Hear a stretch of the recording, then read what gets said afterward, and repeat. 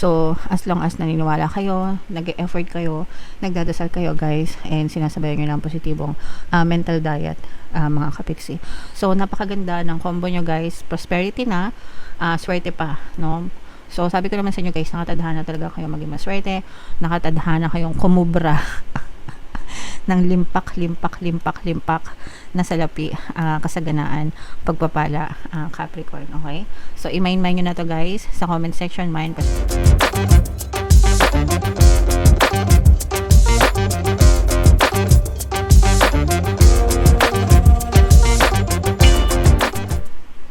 Hello guys, hello mga kapiksi, welcome back to Pinay Pixie Tarot. Ang pamagat ng episode natin for tonight is messages from the universe para ngayong September to October para sa Capricorn, Sun, Moon, Rising sign, and Venus. By the way mga kapiksi, naka-upload na yung inyong 2026 Pick a Card Kapalaran. Kung hindi nyo pa napapanood guys, panoorin nyo na. Unahin natin itong deck na to, mga kapiksi. So, yung first message for you, poise. Ibig sabihin nito, guys, believe in yourself and be confident at all times, okay? Maging confident kayo sa sarili nyo, maniwala kayo sa sarili nyo. Ikaw yung number one fan mo dapat. Ikaw yung unang-unang dapat na naniniwala sa sarili nyo, mga kapiksi. So, yung confidence naman, guys, ay napapractice yan, especially kung pagdating sa particular na skill, no? And also, kailangan maganda din yung self-concept nyo, guys. Kapag maganda yung self-concept nyo, definitely tataas yung confidence level nyo. So, dito sa ating channel, guys, mayroon akong self-love subliminal na ginawa. So, pampataas yun ng confidence level, kaya pwedeng yung pakinggan, makakatulong yun sa inyo, guys. Okay? Another message, Capricorn. Mending. Ibig sabihin nito, guys, na nasa healing stage. Yung iba sa inyo, mga kapiksi, pwedeng meron kayong mga pinagdaanan na mga heartbreaking na situation sa buhay nyo. Iba-iba kayo ng sitwasyon, mga kapiksi. Pwedeng sa buhay, sa pamilya, pwedeng sa trabaho, negosyo, or even sa romantic na relationship, guys. Pero kahit ano pa yan, mga kapiksi, focus on yourself and focus on your healing. Don't be too hard on yourself. Alisin nyo yung mga worries, mga let go. And if merong mga taong nanakit sa inyo, forgiveness is the fastest way para mag-heal kayo. And you have to forgive wholeheartedly, mga kapiksi. So, yung acceptance and forgiveness, yan yung starting point ng healing, mga kapiksi. So, yeah. And sa channel natin, guys, meron tayong Ho'oponopono, subliminal. Ginawa ko yan para makatulong sa mga kapiksi natin na nag-heal, mga kapiksi. So, pakinggan nyo yun. Marami na tayong natulungan sa subliminal na yun, guys. Ito naman, guys, meron tayong unfinished symphony. Ibig sabihin nito, guys, parang meron kayong wala pang closure, no? Mga tao, bagay, sitwasyon na pinagdaanan or na-experience sa buhay na hindi pa nagkakaroon ng closure, may attachment pa kayo, hindi pa kayo nakaka-move on. And probably yun din yung reason kung bakit yung iba sa inyo hindi pa kompleto yung healing stage, mga kapiksi. Sabi ko nga sa inyo, guys, yung healing nagsisimula yan sa acceptance and forgiveness. So kung wala itong acceptance and forgiveness na to, hindi matutuldukan itong mga unfinished business na to. Kung kaya nyong kausapin yung mga tao, mga kapiksi na meron kayong issues with, gawin nyo. Kung hindi naman, yung iba sinasabi, kapiksi, ghosted na ako, hindi ko lang siya makontak. It's okay. That's already a closure and you have to accept that, guys, kasi kapag ginosted kayo and hindi na kayo kinakausap, dapat tanggapin nyo na closure na yon, from their end, mga kapiksi. Minsan nauso pa yung block no? Ewan ko ba sa mga Pinoy lang naman, guys, uso yung mga block, sa iba naman hindi. But yeah, kailangan tanggapin nyo na yun, mga kapiksi, para matuldukan na yung inyong mga hinaing sa buhay, guys. So, another message, Capricorn, happy. Ibig sabihin nito, guys, ikaw ang susi sa iyong kaligayahan. So, kung mapapansin nyo yung image ng card, guys, ito ikaw, ito, ano siya, pintuan siya na may keyhole. Yung keyhole, yun yung susian.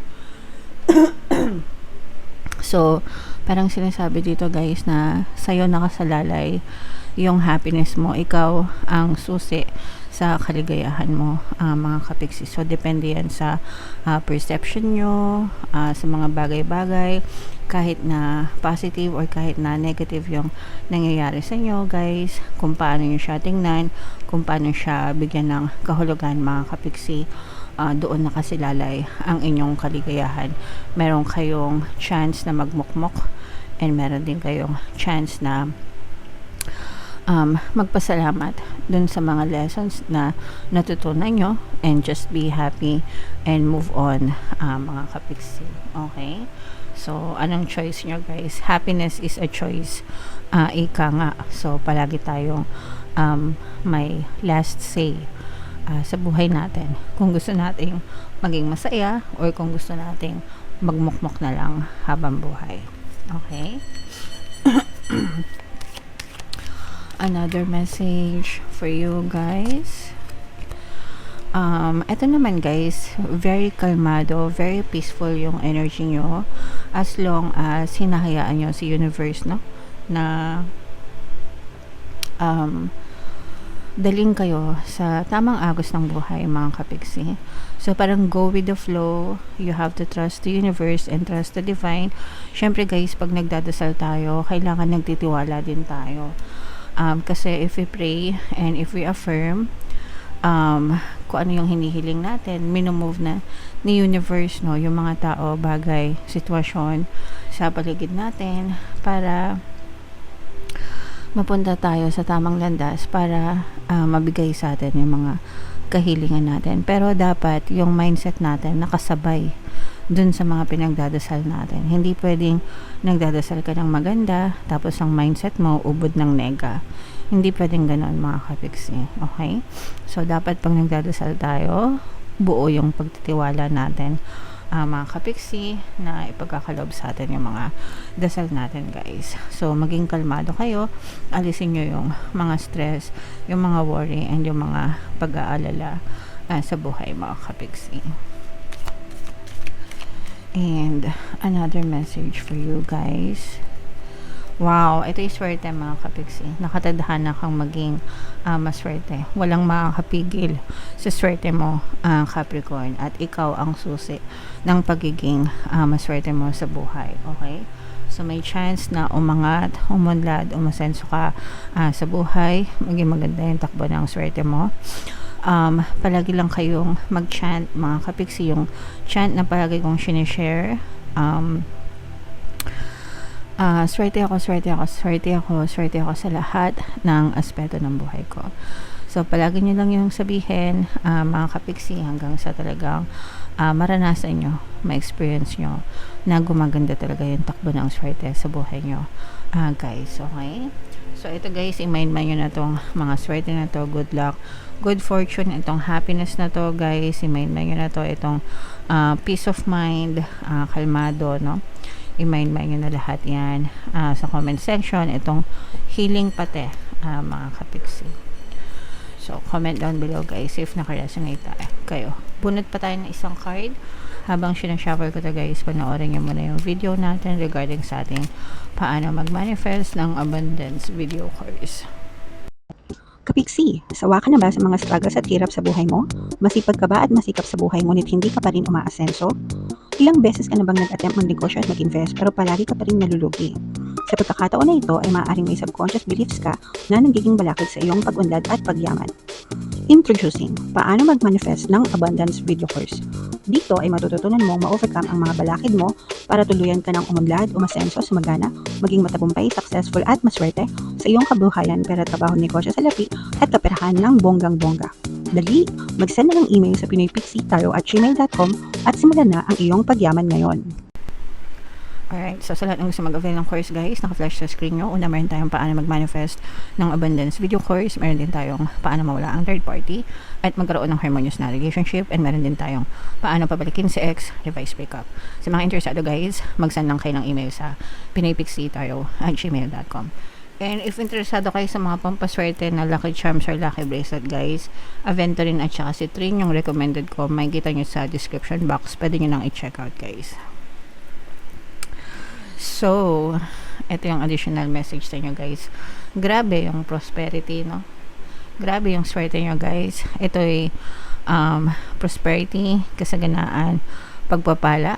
Your material needs are provided as you follow your intuition and manifest your dreams into reality. So, guys, always remember, no? You can be, do, and have anything that you want in your physical reality. Lahat pwedeng magbago sa buhay nyo. Pwede kayong yumaman, pwede kayong kumita ng malaki, pwede kayong sumakses sa buhay kahit ano pa yung status, kahit ano pa yung sitwasyon nyo. So, as long as naniniwala kayo, nag-e-effort kayo, nagdadasal kayo guys, and sinasabayan nyo ng positibong mental diet, mga kapiksi. So, napakaganda ng combo nyo guys. Prosperity na, swerte pa, no? So, sabi ko naman sa inyo guys, nakatadhana talaga kayo maging maswerte, nakatadhana kayong kumubra ng limpak na salapi, kasaganaan, pagpapala, Capricorn, okay? So, i-mind nyo na to guys sa comment section. Mind, prosperity, abundance, kasaganaan, swerte, good luck, good fortune, lahat yan i-mind nyo na sa comment section and comment down below guys if naka-resonate kayo. And kung hindi nyo pa napapanood yung ating 2026 kapalaran guys, ito yung video nyo. Ito naman yung ating success stories ng paano mag-manifest ng abundance video course. Thank you for liking, sharing, and subscribing. See you next time. I love you all. Have a nice day. Bye-bye.